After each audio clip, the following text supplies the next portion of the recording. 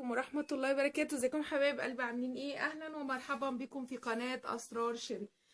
دلوقتي خلاص احنا نزلنا فيديو ازاي هحضر الستارة بتاعتي قبل ما ادخلها الغسالة بتاعتي. دلوقتي ان شاء الله مع بعض هنشوف ازاي هطبق الستارة بتاعتي، بحيث انا هغير مثلا، هحط غيار تاني ستاير وهشيل ده مغسول وهيتشال، هيتحط في العيد، هيتحط في مناسبة، هحطه بعد اسبوع. هنشوف دلوقتي هنطبق ازاي الستارة تقعد معانا بالشهر والشهرين مفرودة تماما، مفيش اي تكسير فيها.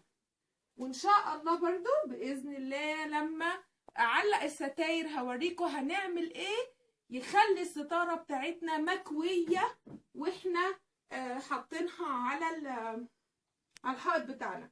دلوقتي انا هنا طبقت الستارة بتاعتي 4/4 خلاص، عشان بس وقت الفيديو. طبقت الستارة بتاعتي 4/4. هبتدي اعمل ايه تاني بقى؟ هطبقها تاني برضو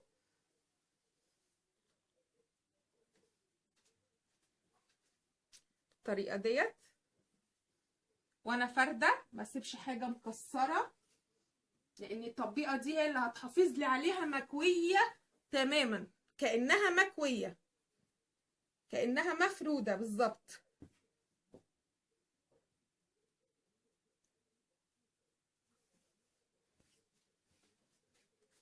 الطريقة ديت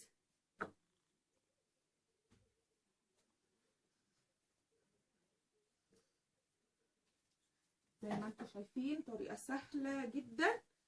هبتدي بقى ايه؟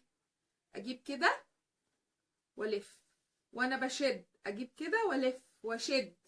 دي تقعد لي الستارة بتاعتي حتى لو سنة مفرودة. شايفين؟ بالطريقة دي. طيب انا عرفت الطريقة دي منين يا بنات؟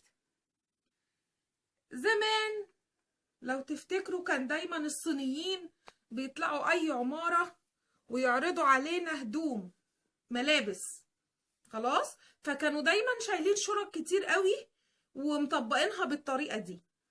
فانا كنت بستغرب ليه، انا كنت فاكرة عشان الحجم فقط، لا، ولكن عشان تفضل مفرودة معاهم لأطول فترة ممكنة. شايفين كده؟ قعديها سنة في الدولاب، هتطلعيها وتفرديها تلاقيها مفرودة معاكي ان شاء الله. يا رب يعجبكم الفيديو، ولو عجبكم شيروه بين اصحابكم وتشتركوا في قناة اسرار شيري. شكرا والسلام عليكم ورحمة الله وبركاته.